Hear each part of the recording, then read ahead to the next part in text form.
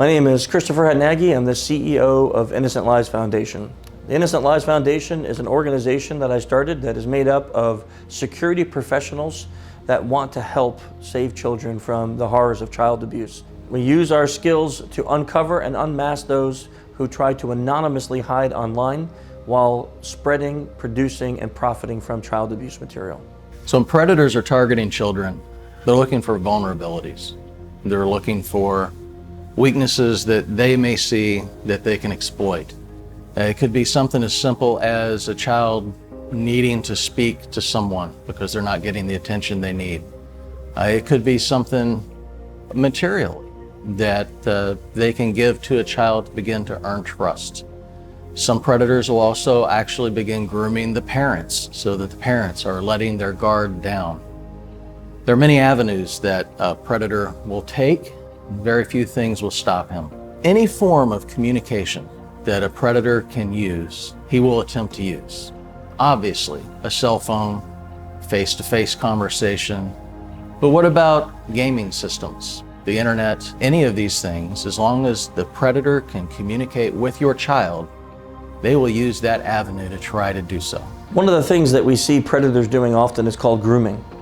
Grooming is where a predator works on a child online, trying to become their friend, learning what it is that they like or don't like, maybe getting involved in their problems.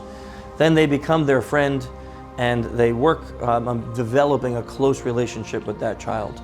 The grooming process is where then they start to ask for more and more intimate details. Eventually, those requests will turn into things like pictures. They don't always go just for nude pictures of the child, but sometimes they'll start with, send me your face, send me what you look like in a bathing suit. And eventually those requests become more and more aggressive to where they eventually do something which is called sexploitation. Once they get a risque picture of the child, they then use that to force the child into more and more horrific acts while videotaping them or filming them through the internet so that they can use those videos for their own profit. In one case that we worked recently, there was a young girl who was online on Instagram, a very popular social media application, and she's a gymnast. And she liked to post pictures of her doing her gymnast activities.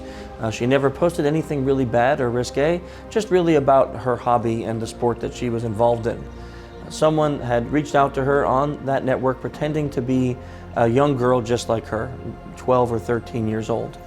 She also pretended to be into being a gymnast, and they developed a close friendship on this social media application. After only a few weeks of talking, the request became more and more aggressive. The conversations eventually went to where the perpetrator was asking for pictures of this young girl.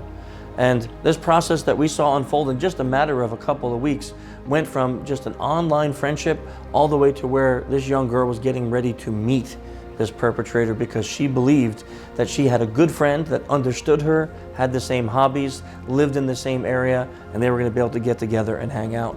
Fortunately, the ILF got involved and got law enforcement involved very fast, and that girl did not meet with the perpetrator, was saved from that horrific future, and law enforcement took the case over, tracking that person and handling him appropriately. That case came to us because the young girl began to feel uncomfortable with some of the requests and eventually had mentioned it to her father in a conversation. Her father said, "Can I please see the conversations?" And as soon as he read them, he realized what was happening. He reached out to local law enforcement in their area that said they couldn't do anything because a crime had not been committed. So he researched online, and in his research he found the Innocent Lives Foundation. He emailed us and asked if there's anything we can do. We said we'd be more than happy to look into the perpetrator and see if we can find anything else out about him. When we did, we found out that he was communicating with many other young girls through the same platform using the very same methodology. Using open source intelligence gathering and some other techniques that the ILF uses often, we were able to figure out his plans with this young girl. We then brought that to law enforcement with all the information we had. Law enforcement now was able to see that this was a much more serious case, and they jumped in and took over, not only saving the girl from a horrific future, but also being able to capture that predator. A study in 1995 tells us that one predator may affect the lives of up to 400 children. That means When the child predator you help to unmask is a serial predator, you may be helping to protect up to 400 children.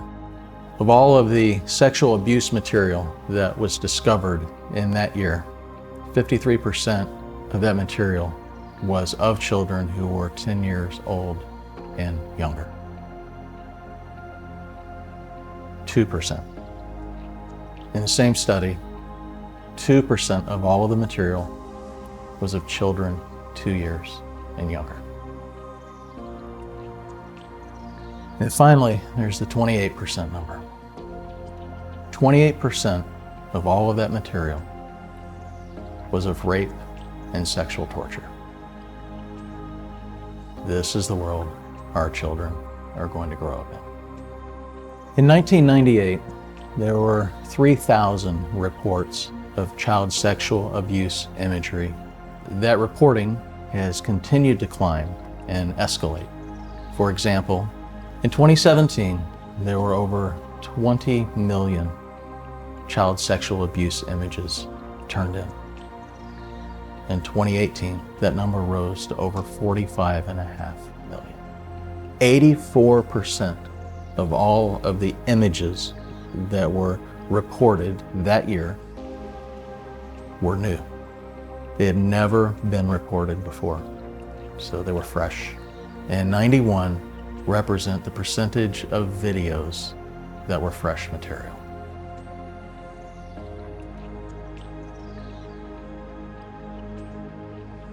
%80 represents the percentage of young adults who've had to grow up with this, who have thought about suicide.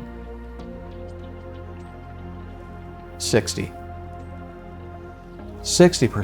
represents the percentage of those adults who have attempted suicide.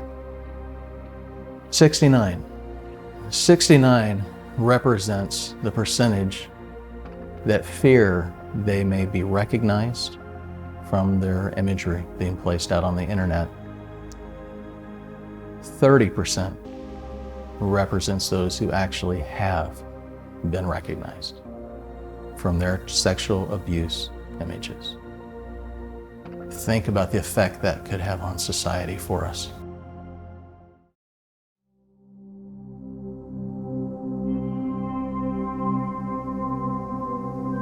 There's so many applications out there, and every day it seems like they're coming out with a brand new social media application that people can use for one thing or another, that it's really hard to label every brand new application and tell you how it works. As a parent, it's important for us to understand what apps our child has on their phone, and then decide if those apps are age appropriate, and then be involved in what they're doing with those apps.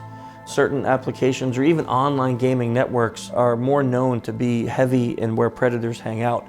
So it's important for a parent to really know what their child is using, how they're using it, and what they're using it for, and be involved in those applications so they can learn more about it. We also tell parents that it's a really, really good idea to monitor every device that their child is on.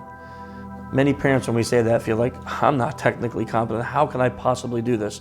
It is true. Our kids seem to know so much more about technology, even when they're just really little, than we do nowadays. And I'm in this business, and I still get outsmarted by my kids all the time. What the ILF has done is we've produced 2 different guides on our website. One for how you can monitor an iDevice, like an iPhone or an iPad, and the second is how you can monitor any Android device. And then we have an overall document that you can download that just talks about how to monitor laptop computers and desktop computers.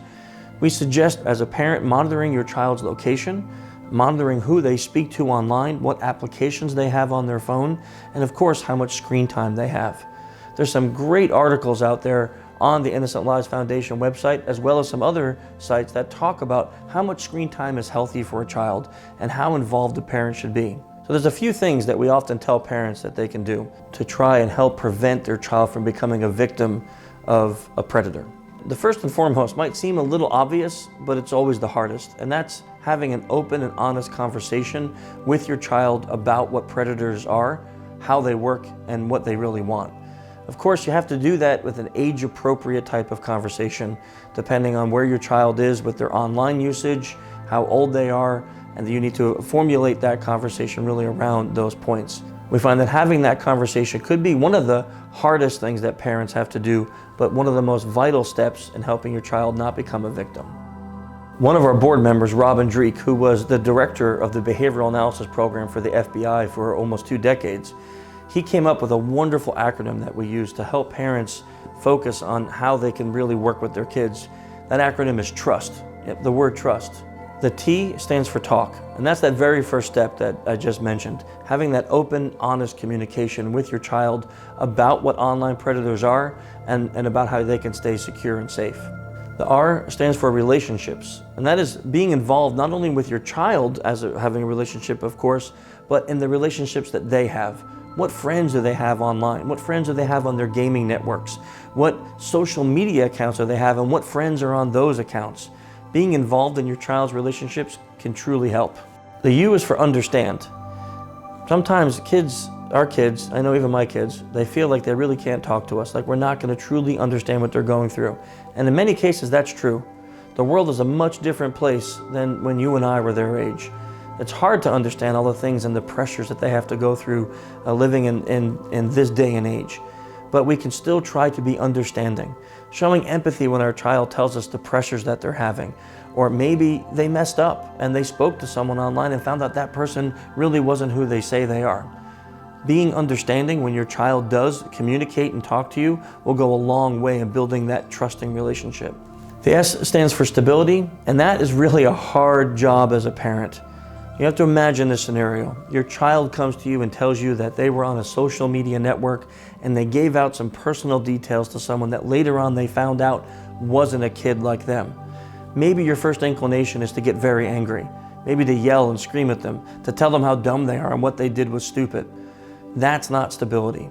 When we talk about that S being for stability, we need to keep our mental faculties focused. What is our goal? It is to help our child through this very difficult circumstance, to let them know that we're a shelter and we're a safety for them. We can only do that when we're mentally stable. So if you feel yourself getting angry, take a moment, take a break, walk away, calm down, take a few breaths, then come back when you're stable and have that conversation with them. The last T is for teach. Now, you may be sitting here when we talked about monitoring your kids saying, I don't know how to do that, I'm not technically competent. That's okay. Ask your children to teach you about the apps that are on their phone. I've done that personally and gotten really long lessons on how Snapchat works, how Instagram works, how Facebook works for my kids. So you can do the very same thing.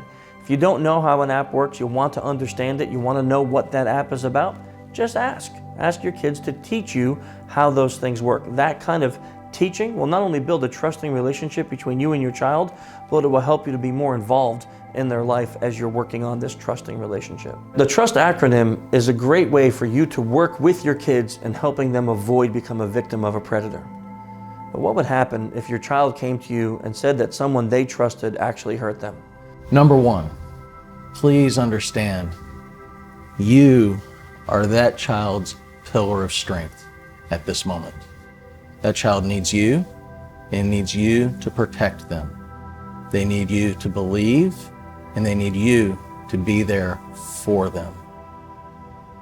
Be sure that you're understanding, that you're listening, and that you're thinking very carefully throughout the process.